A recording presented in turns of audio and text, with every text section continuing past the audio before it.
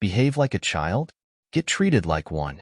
A couple of years ago, I was working as a phone surveyor, calling people up to do various kinds of market research.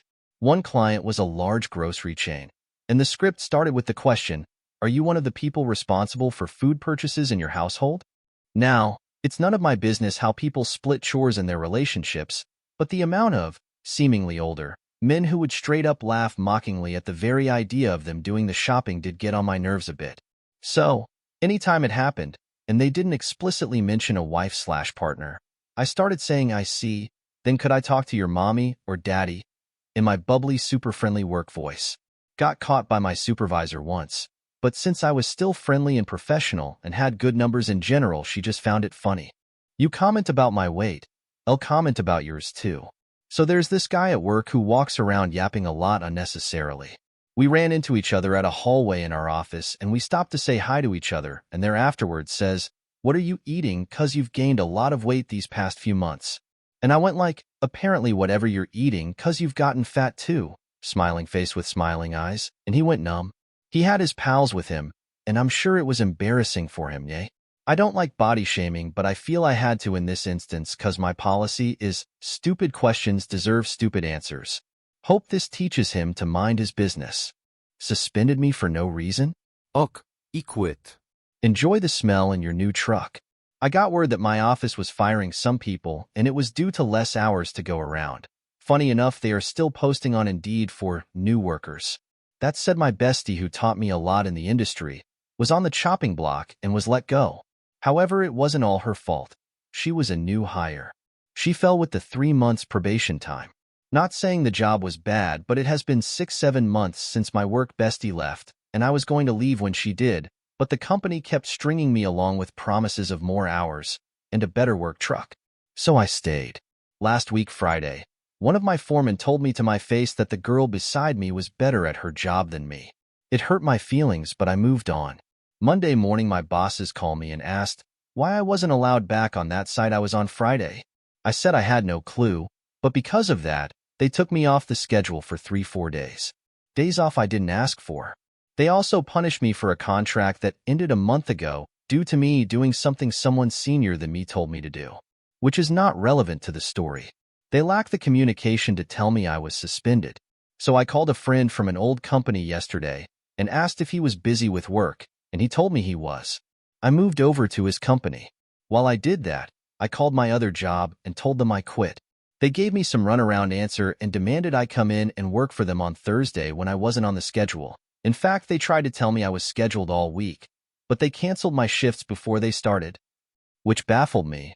I said no, that I thought they were suspending me since I had all these days off.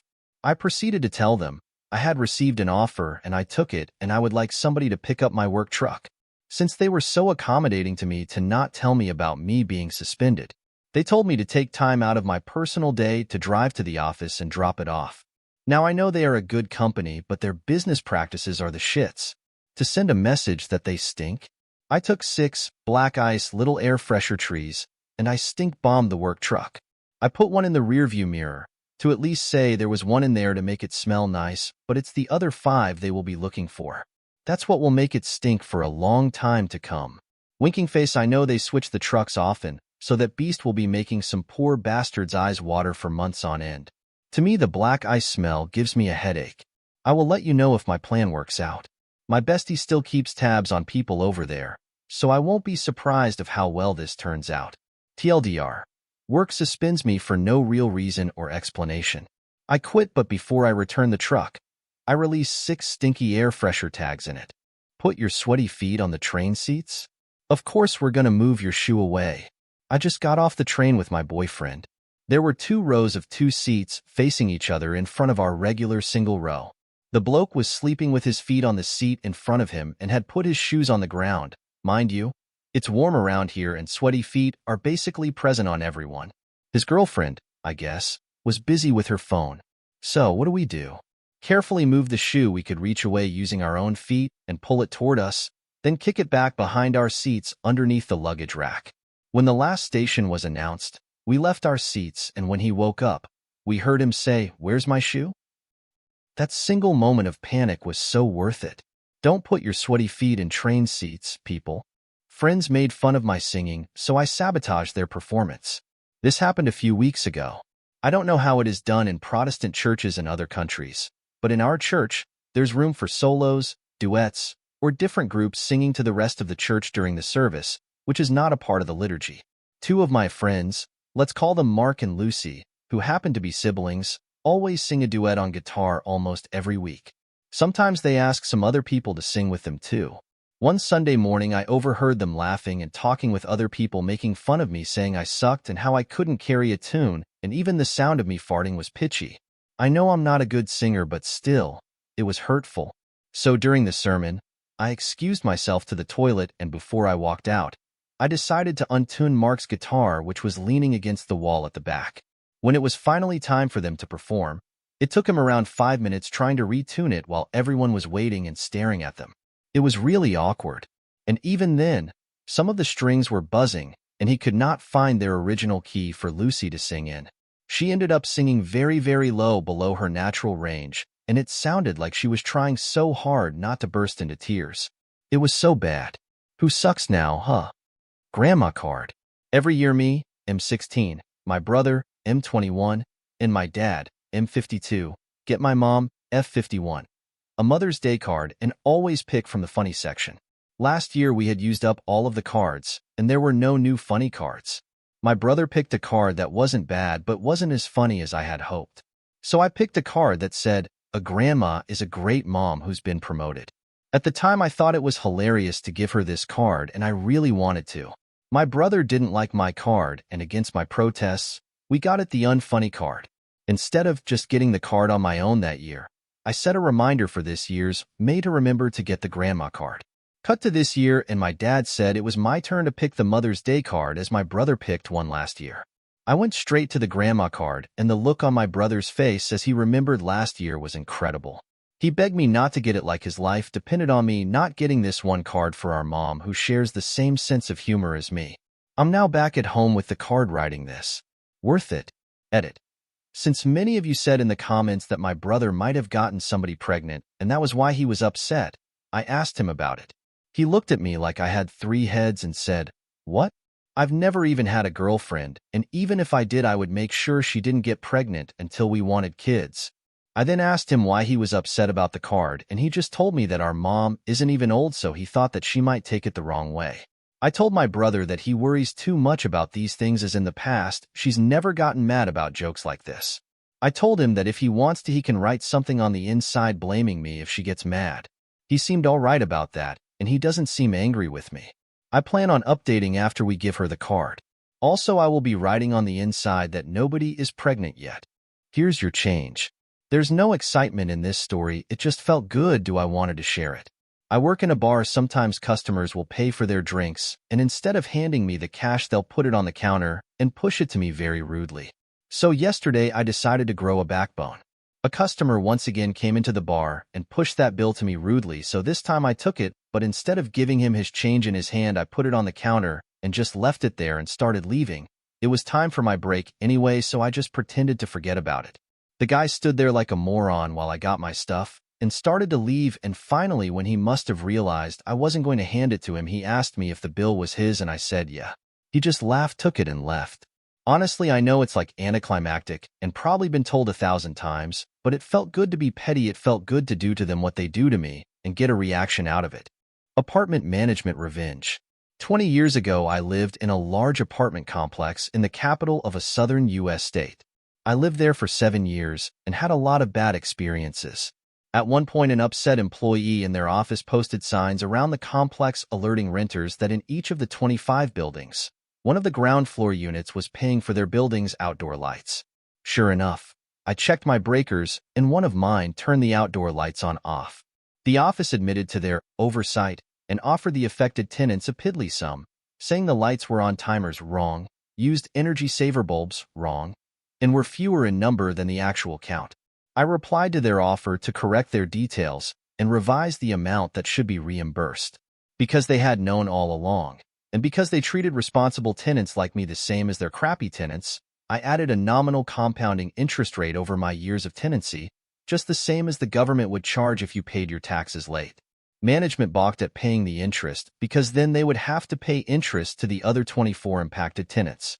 After many follow-ups and no satisfactory reply, I contacted the consumer affairs reporter at the region's biggest TV station and provided complete details and documentation.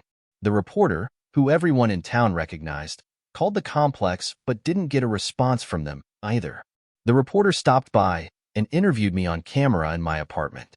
Afterwards, as I was leaving for work, they were setting up at the entrance in front of the complex's sign to record the intro to the story. When I got to work, the manager phoned to say they agreed to pay my amount. I called the reporter and found out that while she was recording the intro, the manager drove up in the little golf cart he used to get around the property and said, "What are you doing?" She replied and addressed him by name, saying, "John, you know exactly what I'm doing." He didn't have anything to say. I think when the story aired, they included video of his back as he was driving away. I recorded the story and showed it to the apartment's maintenance crew, and they had a good laugh at his expense. There are no bears here. Oh yeah? Several years ago, my wife and I visited Whistler, BC in the late spring/early summer. Snow was mostly gone, but thought the gondola would be a gorgeous ride. We line up to board, and two very large, very old people cut in front of us as we were getting on, acting like they didn't see us, when very clearly, at least the old man looked me dead in the eye, almost as if to say, "Go ahead, say something." It was just the four of us on the gondola, and the couple went straight to the front, facing towards the top of the mountain, and took up the entire front view. My wife and I, sort of dejected, sat down behind them. Who doesn't want to be at the front? They start complaining that there is no snow, and then in particular, in the most British Cockney accent you can imagine, says, "There are no bears here." If you have ever been to that area in spring/summer, there are bears everywhere. My wife and I were tail-end Charlies, looking out the back, and what do you know? We go right over a large brown bear and 3 cubs. How the old fuckers missed it, I will never know. My wife and I sat there in awe of what we were seeing, and kept our mouths shut, grinning from ear to ear. The rest of the view was beautiful. As the ride ended, the old couple, again waiting to be the first, busted out of the gondola, could be heard complaining that they had wasted $50 and wished they had not bothered to ride. Those old assholes probably went home and complained to their friends, "Canada doesn't have any bears." Call me the crazy ex? Okay, I will show you crazy. Context: my ex and I dated for 4 years. We had given each other promise rings and were talking about me relocating to his city. So we were pretty serious. He was, on the whole, a fairly sweet guy, but totally unable to deal with his negative emotions and could get very angry over small issues. One big issue I had with our relationship was how badly he would badmouth me to his friends and family who very much coddled him. He ended our relationship on text while I was thousands of miles away from home for work. I'm a consultant engineer, so occasionally travel for work. He ended it because he hadn't actually gotten over the argument we'd had a week prior. I suspect his friends and family egged him on, after we had supposedly made up. After this, he blocked me on everything. The text was a couple of lines long, and with little to no actual explanation. Why I wanted revenge. For weeks, I spent my time mourning the end of my relationship, going to therapy, and trying to healthily process my emotions. One night, my feelings got the better of me, and I drunk dialed him. He was furious, called me crazy, said all his friends and family thought I was crazy, and that he owed me nothing. There I was trying to forgive him, for my own sake, for the pain he'd caused me, and all the while he was seething and bad-mouthing me. So I decided for once, I'm not going to be the bigger person. The revenge. I religiously journal, and in our 4-year relationship had managed to fill 5 journals which describe everything in great detail. So I pulled from them all the nasty things he'd said to me verbatim, along with corresponding dates and a description for context, and created a spreadsheet on Excel to send this information via SMS and email to all his friends and family. Some of my favorites quotes: "You fucking posh bitch," for showing up just in time to take him to his birthday meal at a fancy restaurant, rather than a few hours earlier. I had been bedridden and unwell for 6 days, and was only just well enough to leave the house. "You selfish bitch, this affects me more," when I said I was hesitant to report being assaulted as the only evidence I had was my word. "You don't know what it feels like to hit rock bottom," in reference to his on and off issue with alcoholism, while I was trying to confide in him about the sadness I felt about my father's passing. Also lots of references to him drinking, as he tells his family he doesn't drink. I guess they know now. Call me crazy? Okay then, fair enough, I will be haha. Edit for those calling me crazy. I don't mind. In fact, this isn't the first time an ex has called me crazy. I can share the revenge story that earned me the crazy title then too if anyone is interested. This guy drives very loudly by my house every day. I found out where he lives and do the same. For context, I live sort of on a curve. Every single day this guy drives by my house around 6 p.m. in his big jacked up truck and will punch the gas and be very loud as he goes around the turn. He's got one of those stupid modified exhausts. He must know I don't like it because he'll be even more rambunctious if I'm outside. One day I was driving and recognized the truck, which apparently just so happens to be in his driveway about 2 miles down the road. So every time I drive by his house, I make sure to punch the gas and drive like an asshole. Sometimes I'll even lay on the horn a few times, even though it's late at night. Haha. It's my fence. I have a neighbor who I share a fence with. We lost a section of the shared fence years ago and agreed to share costs and work together to repair the fence. After the work was completed, I headed over to his house to collect the $60 that was his share of the fence, and he told me that it's my fence, and he wouldn't pay anything for the fence, regardless of the agreement. Fast forward the 10 years we have lived here. I've replaced all 50 feet of fence since on my own dime without even talking to him, as I know it won't get me anywhere. I recently got a German Shepherd puppy. She is energetic, and when his dog is in his yard, she goes crazy and crashes into the fence, which has pushed out a few of the cedar planks in the fence. His response was to harass my girlfriend and tell her that she needs to build a new fence. She told him to reinforce it from his side, as we have no access to his yard anyways and all the nails face toward my house, so to attach anything would need to be done from his side of the fence. His solution was to hang a tarp on the fence, which my German Shepherd today decided to rip up and destroy. He came out and yelled at me to fix my fence and that my dog is crazy. The petty revenge. I have my family and friends coming over to build a new fence this weekend. I will be removing the old fence and put in a 6-foot chain link fence in its place. Oh, no other neighbors look into my yard.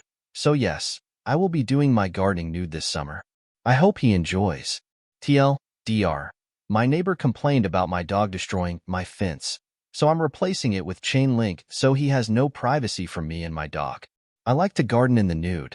Messing with the AC by app. My daughter and her boyfriend of 10 years bought a house together a few years ago. Bad idea. I won't go into all the reasons that she left or any of that. He did not want to sell the house. She needed to get her name off the loan and cash out the equity. She moved back to our area. She had nothing else to keep her in that area. He was dragging his feet on getting the house taken care of. So she still had the app on her phone to change the thermostat. So for the next 8 months, or so she would make the house really hot or really cold. He never did figure out why one day he would come home it would be 85 and the next day it would be 65. Because she always set it back to 71 by the time he got home. She deleted the app from her phone after they sold the house to someone else.